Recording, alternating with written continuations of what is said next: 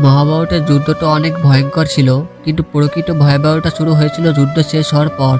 শঙ্খের ধ্বনি থেমে গিয়েছিল, মানুষ শুধু কান্নায় ভেঙে পড়েছেন। যুদ্ধের পর গোটা সমাজ ছিন্নভিন্ন হয়ে পড়েছিল।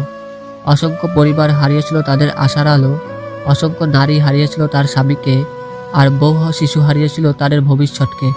রাজ্য তো জয় হয়েছিল, কিন্তু রাজ্যের শান্তি ছিল না। ক্ষুধারোগ আর অনিশ্চয়তা ধীরে ধীরে গ্রাস করেছিল মানুষকে। পাণ্ডবরা ফিরে এসেছিল, কিন্তু তাদের চোখে ছিল অপরাধবোধ। রাত হলে ভেসে উঠত যুদ্ধের স্মৃতি, ঘুম ভেঙে যেত আতঙ্কে।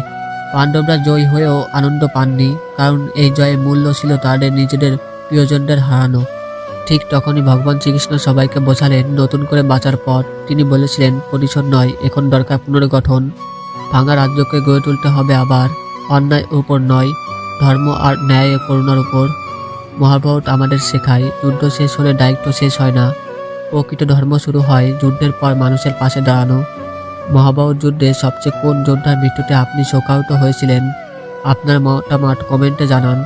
হরে কৃষ্ণ।